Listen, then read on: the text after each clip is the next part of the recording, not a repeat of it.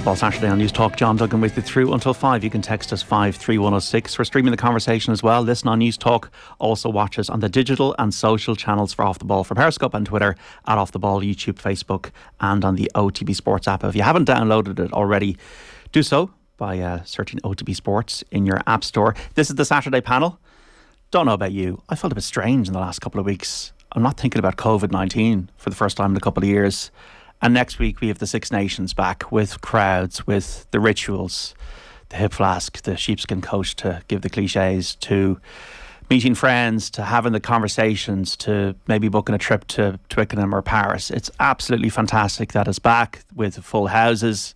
We're just so lucky to have the experience. It's just one of the great sporting competitions, and the nights are getting a little bit longer in terms of the evening, stretching a bit. So I just can't wait for it. Ireland-Wales next week. We play France and England away. We play Italy at home, and we've got Scotland in the last game at home after those 2 bank holidays in the middle of March. So we're going to look ahead over the next hour. Alan Quinlan, regular News Talk Quinny, is going to be with us after 2. But first, we're delighted to be joined by the 92 cap winning Ireland and Leinster second row, Malcolm O'Kelly, and the Welsh Grand Slam winning coach of 2005, former Leinster and Ireland under-20 coach as well, Mike Ruddock. Mal and Mike, how are you getting on?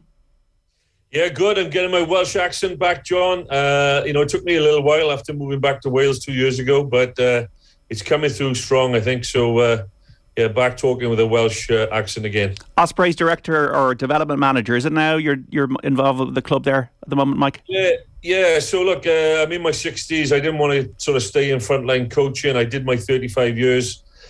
So I'm overseeing our pathway now, looking at the talent coming through, identifying guys for contracts for the future, and trying to identify guys that we could bring into the pathway from outside our region. So, for example, there's a couple of lads I've had from Ireland. Will Hickey, who was a St. Michael's College standout player, back rower. He made his debut for us in Europe a couple of weeks ago. Jack Regan, you might remember, was in the Leinster Academy up in Ulster as well. He went off to play Super Rugby in New Zealand. So, I got hold of him and got him over to the Ospreys. So it's that sort of role, really, and I'm really enjoying it, And we know you've got a very much an Irish family. Your wife's Irish. You got Reese and you got Kieran as well. So it's Wales first, but Ireland a very close second, I'm sure, Mike. I'm a 60-50 Welshman, because my mother was Irish. So whoever wins, I sort of turn the scarf around John and I celebrate for. Obviously Kieran, Mal and I were talking earlier.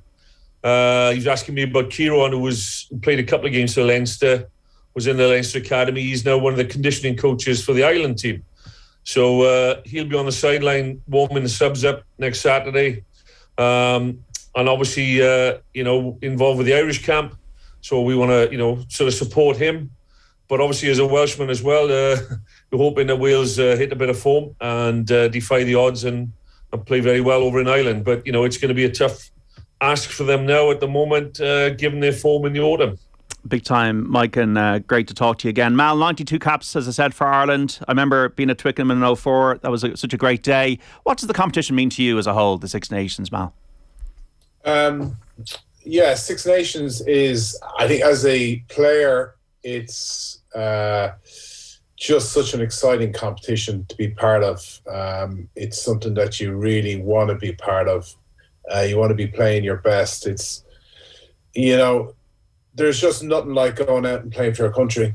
It's super special, and that certainly when I was involved, it was a competition that we felt we had a chance of winning, but we knew we had a lot of work to do, and we knew we could lose any of the matches. It was so competitive, and the rewards were fantastic. It was just any win. It was just amazing. The crowds were so behind us.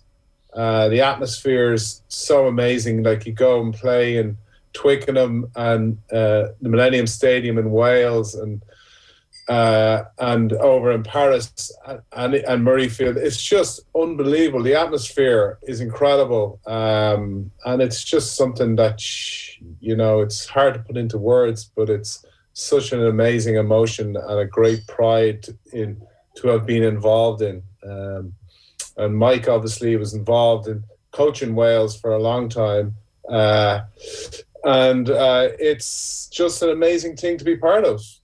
How would the nerves compare, Mal, between, say, a Six Nations game and a World Cup game or a Lions game? Nerves is a funny one. Yeah, I think nerves is the same almost for any match. Nerves, the further you're away from the game, the nerves are almost worse. Something else comes over. It's a kind of excitement. It's an anticipation. Like I used to get some nerves, but we became so good at dealing with all these things. We became almost like a positive. If you had nerves, you knew you were in the right place. So, when you say nerves, I don't think nerves really come into it. It's just anticipation and excitement. I know maybe for your first cap, you'd be going into the unknown. But there's just, there can be disappointment, there can be relief, there can be all these other kind of characteristics and things that, drive you. Nerves, I don't remember them being an issue anyway. Mind you, we had a couple of guys who would be barfing in the toilet beforehand, and and other guys that would be couldn't sit still, and then you had other guys who would be Keith Wood. You should always be non-stop talking and laughing and joking, and other guys would be sitting in the corners doing nothing. So maybe people deal with nerves differently. I just was always people used to say I was very, very laid back, and and maybe it's the fact that I didn't really suffer from nerves too much, so. Mike, when you look at Wales, and with all respect to Ospreys and every other club there, they don't win European Cups. But then when they turn up in the Six Nations, they've been the most successful team in the last 10 years of it. 4 championships. They won the Grand Slam in 2019. They nearly won it last year. They won the championship last year. What is it? What is it with that red jersey? Why do Wales players seem to be able to deliver on an international stage that and every single year we seem to write them off? Yeah, it's a great question, John. Before I answer it, I just want to... Mal was talking about the fact he was quite laid back. I remember being on the bus going to the final training session, Mal with Ireland. I was helping Brian Ashton out, and you got your first cap. And you got up, the boys made you get up the front of the bus and give a song, And he's just so laid back, just loved it. There was no nerves about him. But then you see him explode then onto the field, and you see the other side of Mal O'Kelly, the great competitor. But you certainly took it all in your stride, mate. And like you said, the best players know they've trained for this moment. They've trained for these days, John, and it becomes sort of second nature for them. But the question about Wales, look, we won 6 titles, I think, in the last 18 seasons. We've won 3 Grand Slams in the last 18 seasons. What is it about Wales, as you said, with the region struggling?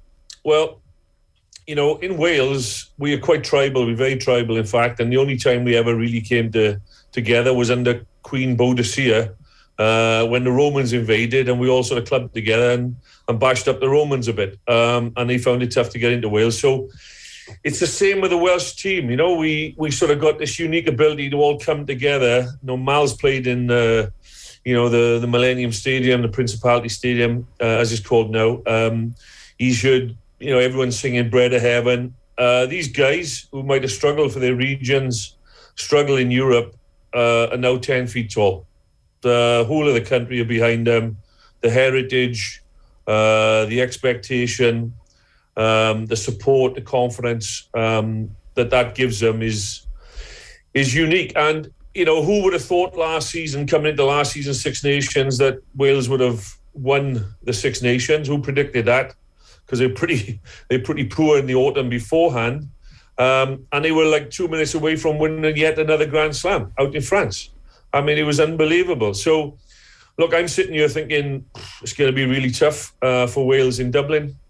Very, very difficult because, Ireland have just beaten the All Blacks, for example, a very settled squad. But how do you write off Wales, even with the injuries they've got? If they turn up, front up, and get the physical side of things going, then, they can be a handful. Yeah, Alan Jones, the main injury, the Lions skipper. Where are the tight calls then, Mike, when it comes to the Irish team, in your view? Where does Andy Farrell have to consult his coaching team around which positions? Obviously, we know the front row, for example. We know that Johnny Sexton's going to play. We know that Hugo Keenan's going to play. But what for you are the tight calls? Well, just quickly on the injuries for Wales, there are a lot of injuries. I think it's significant, really. Alan Wynne-Jones, Ken Owens, the hooker, they're going to miss him. They struggled when he's not played in the line-out. Falatau's not there. Lydiat's not there. Tipperick, George North, Josh Davidi, Lee Halfpenny. So I think Wales are in transition. There's a bit of pressure off Pivac because they won the Six Nations last season. So I think he's probably, even if things don't go too well this season, he can go in transition. He can blood a few guys ready for the World Cup. And that'll be his sort of challenge, if you like, to manoeuvre this particular Six Nations. Obviously, if they win in Ireland, he gets the dream start, then anything can happen. But it's sort of not the end of the world. I think there's a little bit more pressure on Andy Farrell. He's had a couple of seasons now. He's sort of built the squad, built the team he wants. They've beaten the All Blacks. So I think there's a lot of expectation now. So, we talked earlier about nerves. That's slightly different to pressure. There's a pressure of expectation now on the Ireland team. On paper, on form, with the players delivering in Europe, the Ireland team should win this game reasonably comfortably, and they should be there or thereabouts for the championship. But suddenly that pressure of expectation suddenly can weigh on the team if you allow it to permeate the top sort of 2 inches.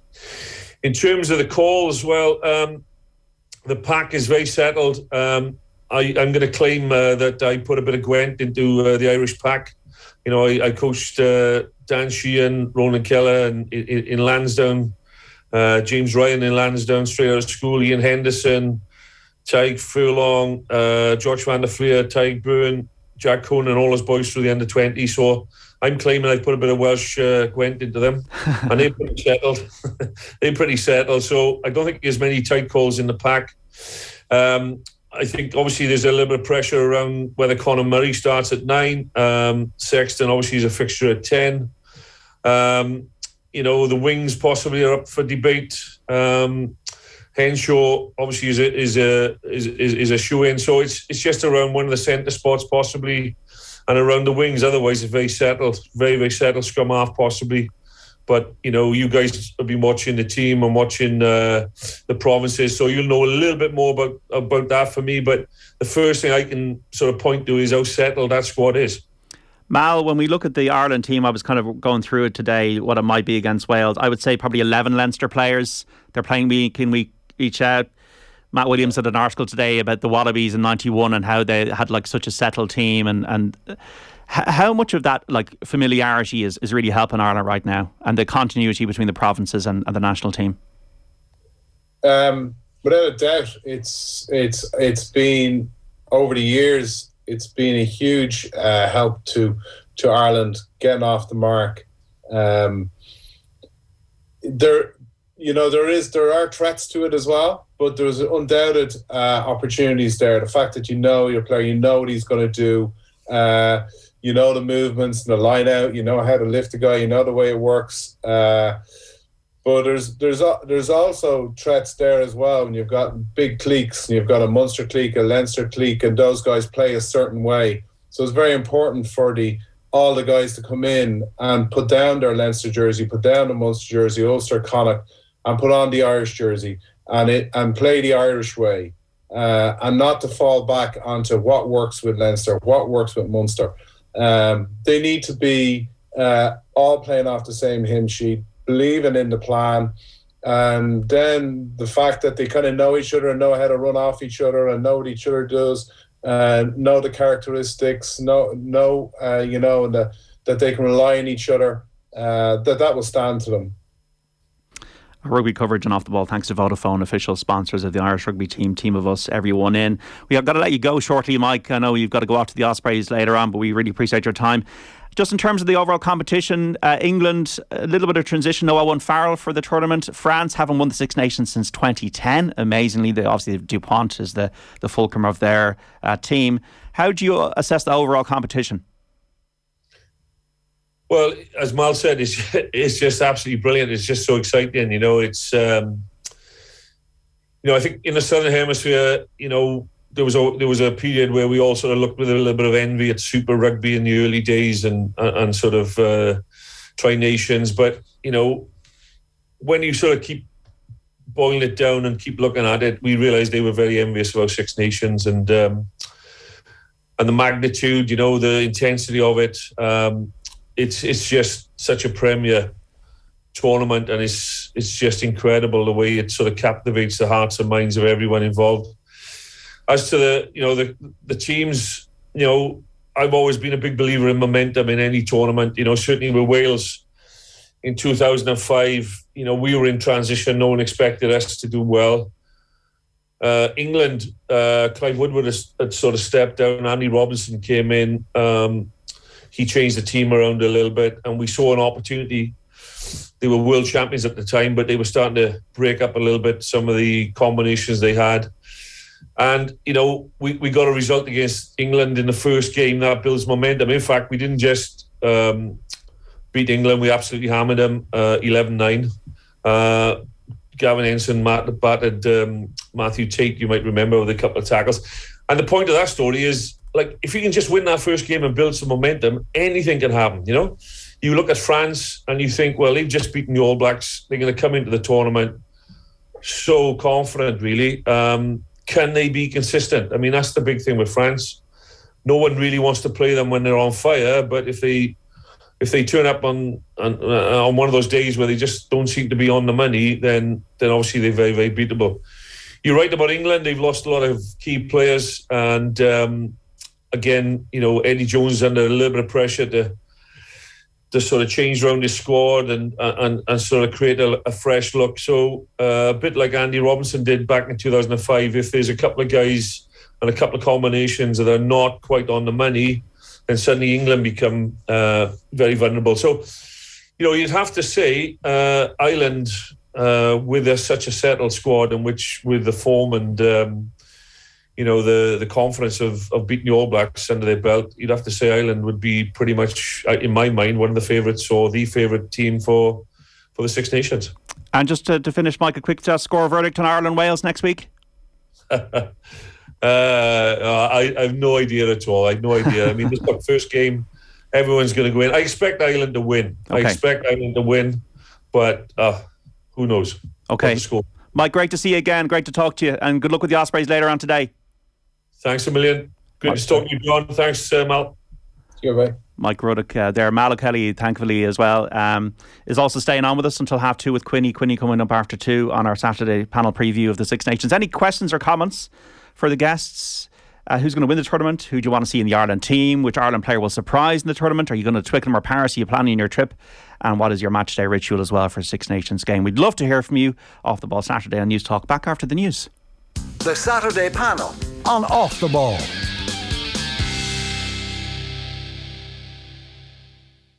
And this is Off the Ball Saturday on News Talk. John Duggan with you through until 5. You can text us 53106 or tweet us off the ball. This is part 2 of the Saturday panel. We're previewing the Six Nations, which begins next weekend. Ireland playing Wales next Saturday, a trip to France then, followed by a home game against Italy, a trip to England, and finally a home match against Scotland on March the 19th. You can listen on News Talk, watch us as well on the digital and social channels for Periscope on Twitter at Off the Ball, YouTube, Facebook, and on the OTB Sports app. Former Ireland and Leinster lock Mal O'Kelly is still with us. We're delighted as well to be joined by Quinny, the News Talk parish regular, ex-Munster and Ireland back row, Alan Quinlan. Alan, how are you? I'm good, John. Thanks. Yeah. How are you, Mal? All right, Quinny. Good to hear you. I can't see you though. It's all right. Can't see me. It's okay. It's okay. We're all on the screen. It's all the wonders of technology are coming together. I was actually looking through ESPN here, and your first Six Nations game, Quinny, was on the 3rd of February 2001 against Italy in Rome, I believe. And Mal O'Kelly was also alongside you that day in the pack. Yeah, that was right. Good memories, John. I think I made my debut in '99, but didn't play for 2 years then for Ireland. And going to Rome in 2001 was really special. I think the whole feel of the place. My parents came out, a couple of friends, a bit of a whirlwind trip, and we had a great win there and a great night as well. That was the most important part of it, wasn't it, Mal? That we had a good night out there. That's normally the bits you remember when you win. You have meetings if you lose and parties if you win. Very good. How are you feeling Ireland are set now, Quinny? We know we finished well last year against England. We beat the All Blacks. There seems to be more of an expansive game plan. It seems like the players are playing without fear. They seem to be enjoying Andy Farrell's coaching. There's a lot of competition for places. I feel we're very well set. Are we? Yeah, I think they're in a good place.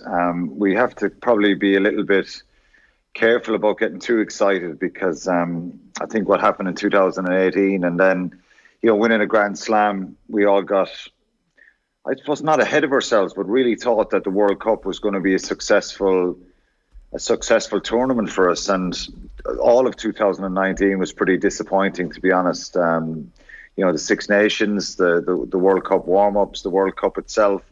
And unfortunately for Joe Schmidt, it kind of left a negative kind of end for him, given everything he'd achieved and done with the team. I think it was disappointing for him and the team, because they've been on a brilliant run for a number of years. So, of course, we should be optimistic, because what we saw, and you said it yourself, the end of the Six Nations last year, there was signs about the way their game was developing and an exciting brand of rugby, and some of the execution was superb. And then I didn't really know what to expect in November. I think initially I thought Japan was going to be very tricky.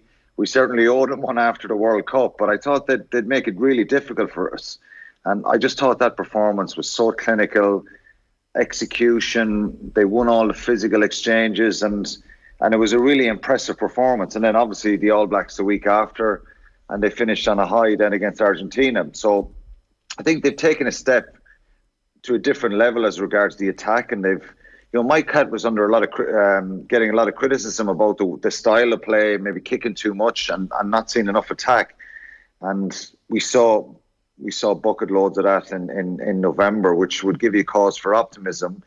But the Six Nations can be very difficult, John. It takes on a whole new world of its own. And even with Wales, I know Mike was talking about Wales with that before, and they're probably not that optimistic.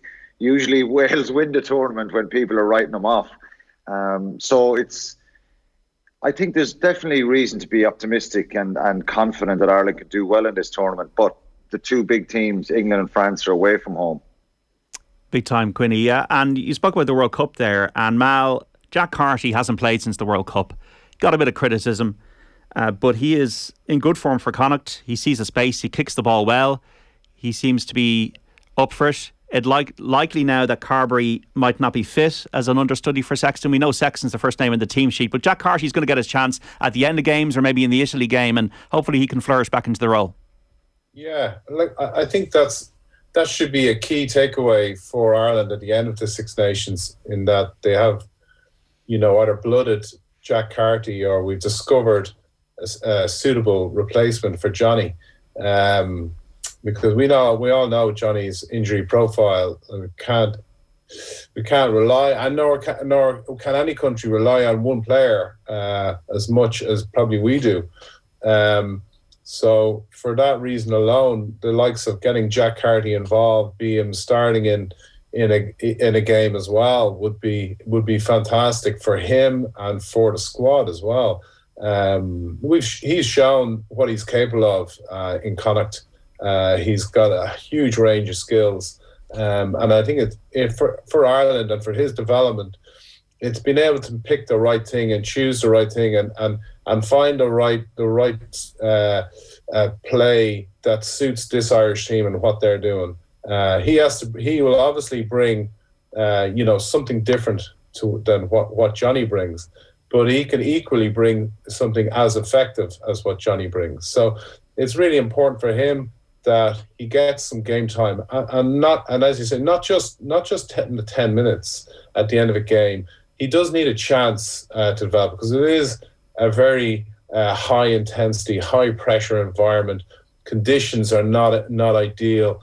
The pressures from the opposition defences are huge, and what works in Connacht may not work for Ireland. So he needs to develop his game and be given that opportunity, and that's so important for Ireland going forward. Carberry has been given opportunity, but we know that at the moment he's just not getting enough game time and he's not on the pitch long enough. So Ireland really do need to look elsewhere. And so I'd be, really hopeful that Jack will see, a decent amount of game time. Quinny, who are your centres? In Warren Gatlin's mind, it was clearly Robbie Henshaw and Bundy Aki. You got Gary Ringrose there, obviously, as well. And James Hume is now beginning to get into the conversation. So there's maybe an axis of not only 3, but 4 now. Who do you like in the centre positions? Yeah, and Chris Farrell is someone who was probably number 4. James Hume was after jumping ahead of him. So there's a lot of options. Stuart McCluskey's played really well for Ulster this year. I know he's been in and out of the squad and on the fringes a little bit. But I suppose I was asked this question earlier in the week. Who do you play in the centre? Is it Aki, Henshaw, Aki, Ringrose, Henshaw, Ringrose? And I you probably lean a little bit towards Henshaw, Ringrose because of the partnership with Leinster. I just think it's hard to leave Gary Ringrose out of the team, given his evasive running, his handling skills, and that little bit of creativity that he probably has more than the other two. It's very difficult, John. I don't know. You're splitting hairs here between the three guys because, but I think it probably tips the balance for me a little bit. Henshaw and Ringrose, even though Henshaw hasn't played much rugby this year. I just find if Robbie Henshaw is available for any team, whether it be the Lions, Ireland, Leinster, it's very, very difficult to not put him on the team sheet because his football, his aggressiveness, his experience, defensively, he's so good. And then, Aki on the lines was really good, having not played a lot of rugby before that tour. So some people will have different opinions and they're not necessarily wrong either, but I think for me it's Henshaw and Ringrose to start that Welsh game. And the wings, Mal O'Kelly, are we splitting hairs when we talk about Andrew Conway, Keith Earls and Robert Balakoon? Balakoon is also new on the scene. He's very quick, also has strength. How do you see the wing positions? Because James Lowe is obviously injured, Yeah, and I was going to say, James Lowe is obviously in the mix, and Jordan Larmour is another who, is not far away there either. So again, we've got quite a strong group of guys vying for 2 positions. And again, the likes of Balakoon, I think it's important again to give him some Six Nations time. He may get a nod through injury.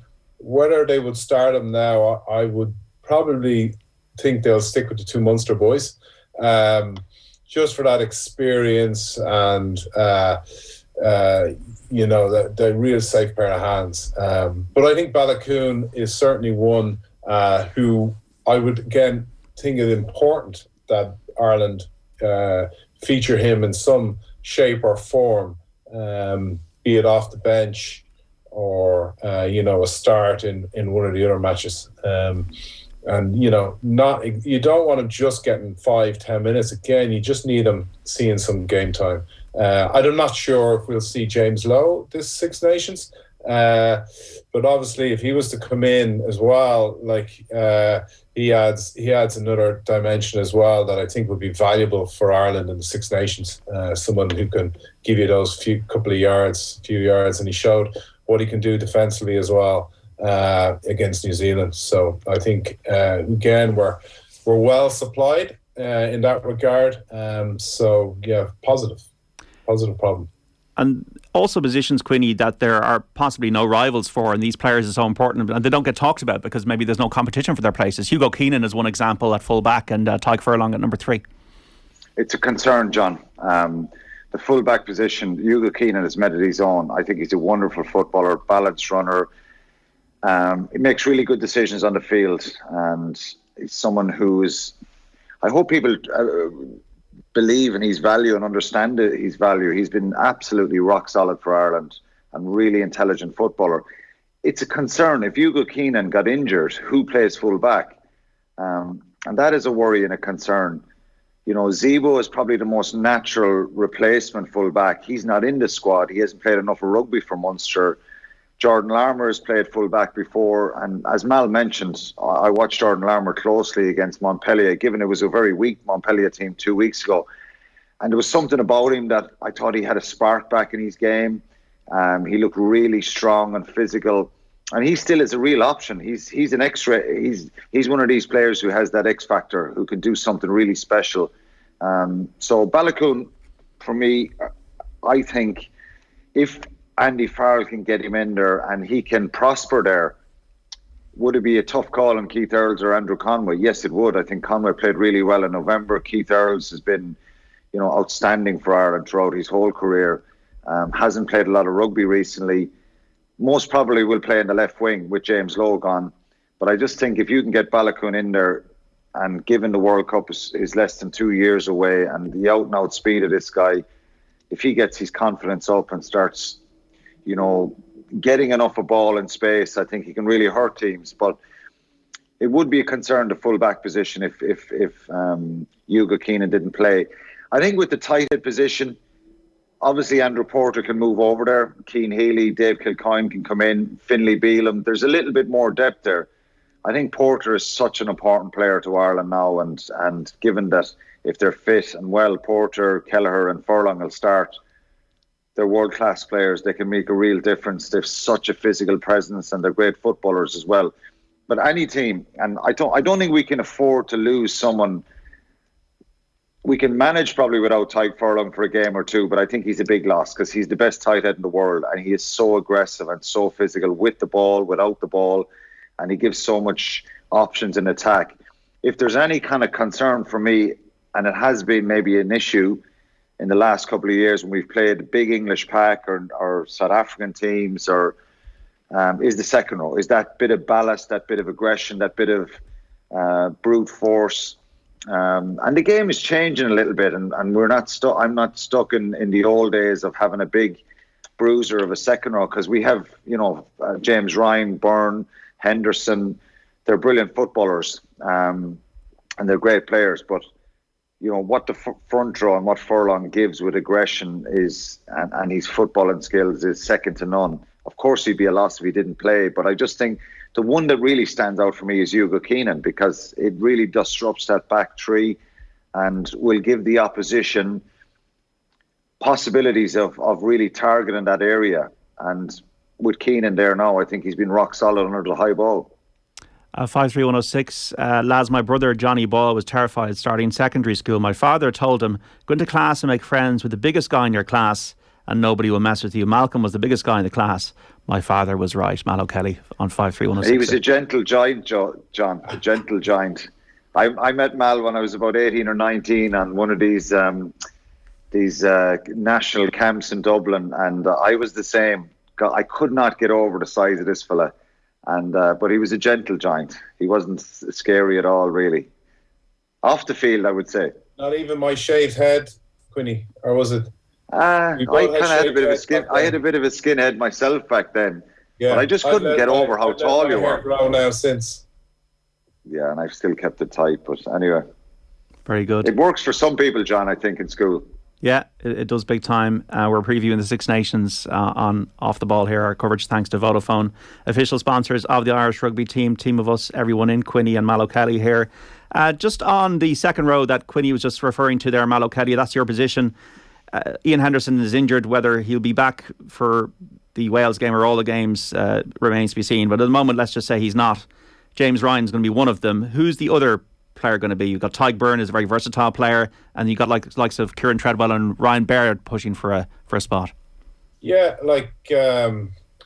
I've spoken with you guys before about the need for for Tyke Byrne to be on the pitch.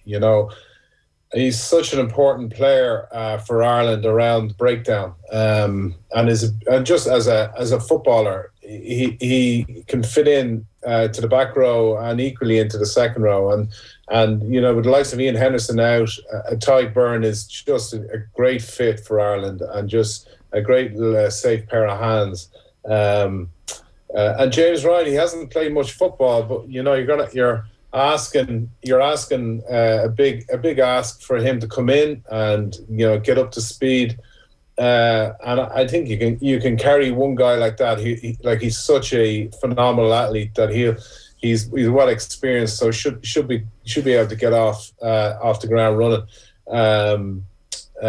So you've got some pretty good, like Quinny was saying, like, I suppose neither lads are that traditional huge second row, but those guys are less and less prominent now.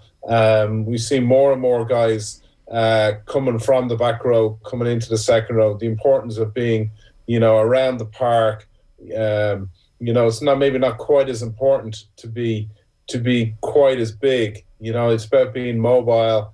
About having the ability to play football.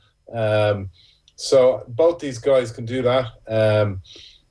So. Yeah, and I think Ryan Baird off the bench, he brings something different. He a very exciting player, to come on and make that impact when Ireland most need it, would be a great asset for the team. And then you have to wait on Ian Henderson. He may come back throughout the campaign, and I'm sure at any stage they'll take him back in. With the just January Six Nations is such a drain on players' energy. It's a really, really tough campaign, and to have Henderson coming back in at some stage, he might be vital for the guys, or maybe other guys down.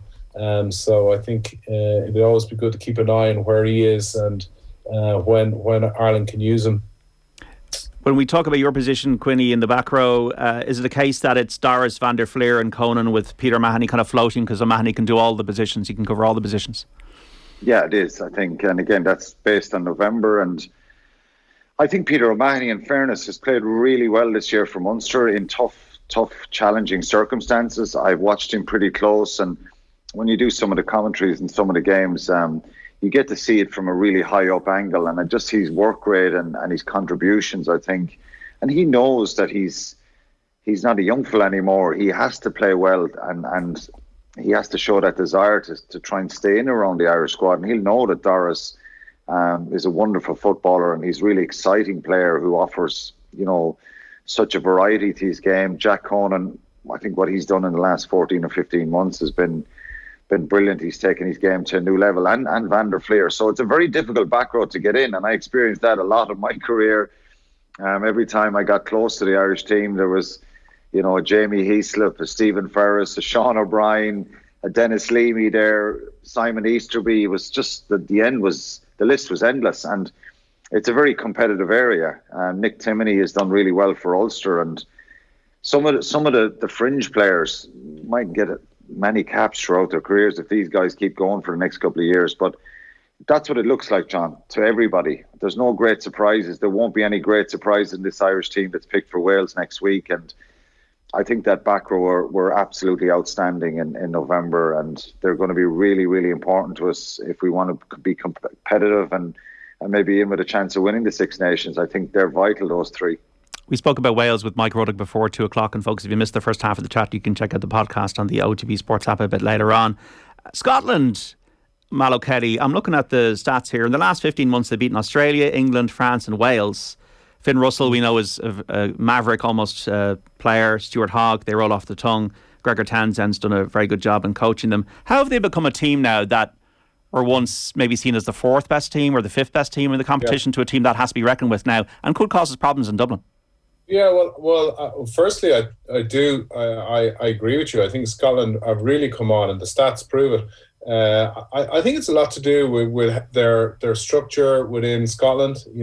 Edinburgh and Glasgow are now 2 really strong sides, and they've managed to maintain a lot of their players and hold on to them. Yet some of them have moved on. Key players are playing elsewhere, and they're kind of growing their own. A list, their own group of players within those 2 teams as well. So they have, some real quality. They have a great spine, I think. They've got a great back row. They're a great they've great back three, real physical speed, and then you've got a mercurial number 10 and a dogged number 9. So you've got a basis of a great group, and then on top of that you've got a real quality, forward-thinking manager in Gregor Townsend. So they've been developing and coming, and they are now going to be a real challenge to anybody going to Murrayfield. Like, England have to go there first, and that is going to be a really tough game. And it's whether or not the Scottish front five can really stand up there and really make life difficult for England.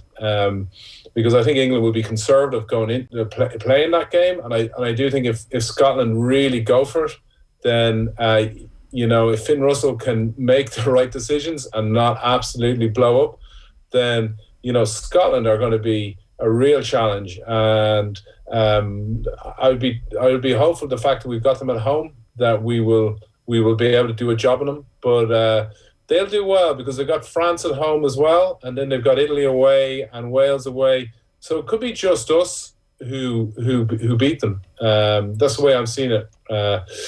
So yeah, they're going to be good. Interesting, Mal, on Scotland there.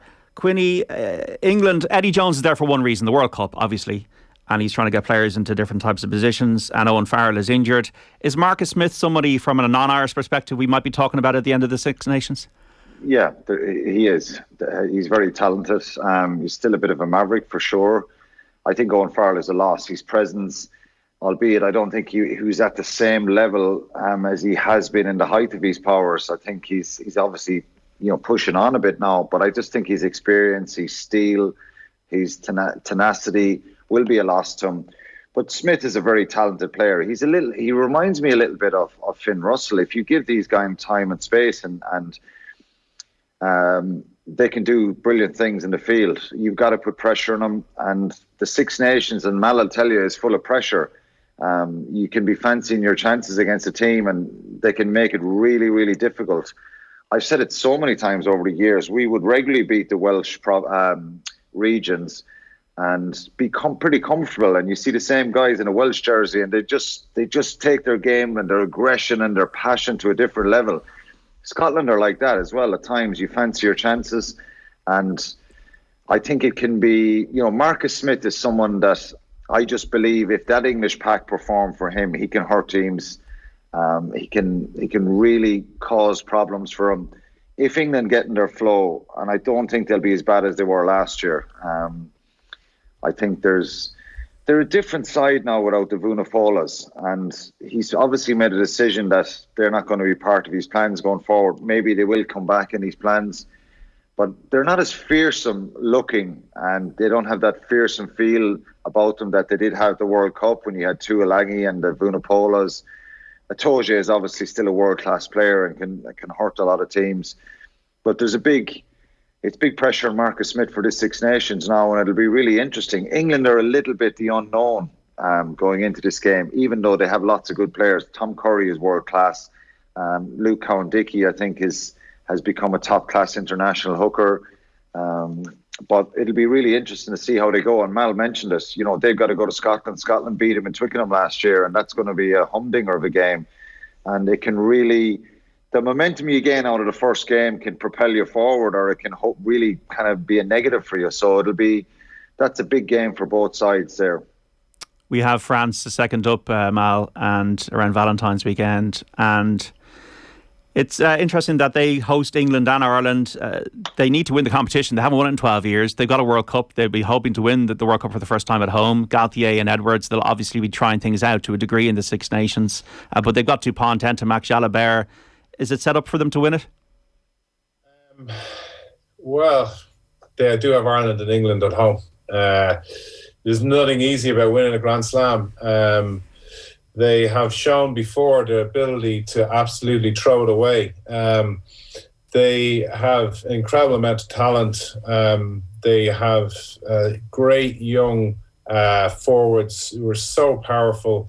And, at moments, they are just breathtaking to watch.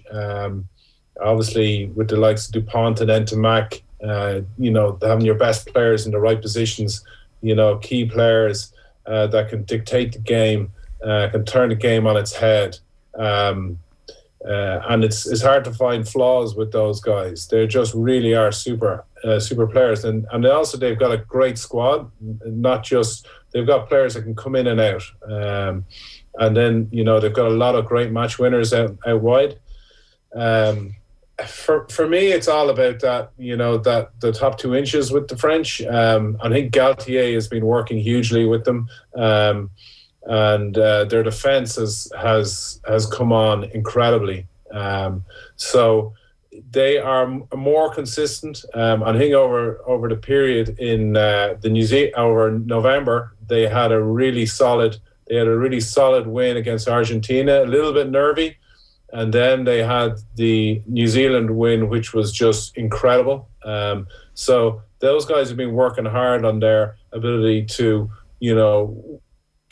get through the issues that they have, to get across the line at the right, and win these big matches. So for me, those guys are going to be the team to beat.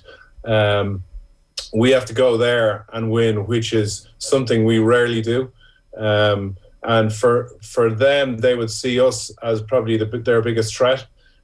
So for them to beat us, would be a major step. I think they have Italy first, so we would assume they'll win that. And then if they were to beat us, they would find themselves, I think, looking down at an opportunity to win a Grand Slam. Yeah. So I think they've every chance to win a Grand Slam this year. And briefly, Quinny, on Italy, Kieran Crowley there now, Paolo Garbisi, an exciting out half. Will they be able to improve in their recent showings, because they have been a bit detached from the others? Well, I think the problem is they play France up first, and Italy have been really competitive in a lot of games for 40, 50, 60 minutes. They seem to lose concentration, lose kind of any sort of ability to play for 80 minutes, and they get punished a lot by teams. They've been very disappointing the last few years, and nobody wants to see it. And I think, unfortunately, we're probably going to have a similar situation again unless they do something special. And, they have their moments in games. It can be very physical.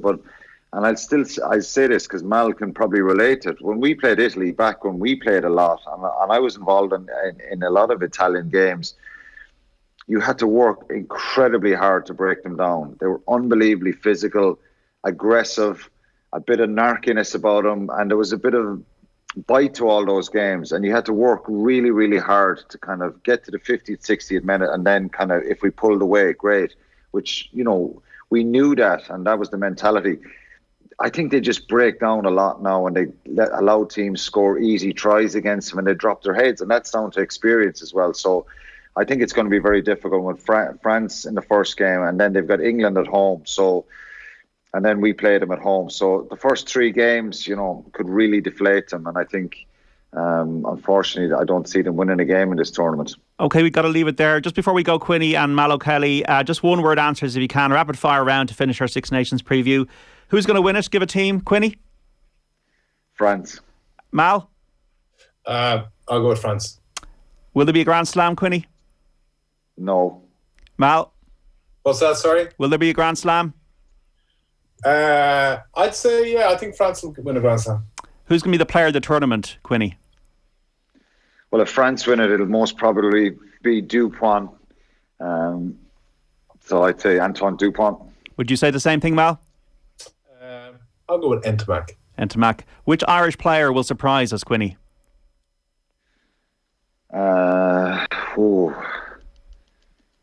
Maybe Jack Carty, I think. If he gets some game time, he's not going to get a huge amount, but I really hope he does, because I think he's shown some great glimpses with Connacht this year and improved his game immeasurably. And Mal, who's going to surprise us from an Irish perspective? Again, I'll pick someone, try maybe, what about someone like Hume? Hume, okay. If Ringrose was to get injured, Hume might get a nod. And James Hume. And Ireland against Wales next Saturday, Quinny. Are we going to win by how much? Again, as I said at the start, when Wales are written off, that's when they usually go and win a Grand Slam. I remember 2 years ago, Scott Quinnell was saying, brilliant, everyone's writing us off again, and they go and win the tournament. I think we have enough experience and quality in the side now to cope with the passion they'll bring next week. So I think 15-point win for Ireland. Would you go 15 points, Mal? Agreed. Yeah, I think Ireland at home are going to be very, very difficult for any team, especially with the crowds back. So, yeah, Ireland by 15. Alan Quinlan, you're great to spend your time with us on Off the Ball Saturday here on News Talk. Enjoy the Six Nations. I know we can't wait for it, and thanks for your time today. Speak soon, folks. Thanks. Cheers, John. Thanks. OK, we're going to get a preview of the first AIB All-Ireland Club football semi-final after this. The Saturday panel on Off the Ball.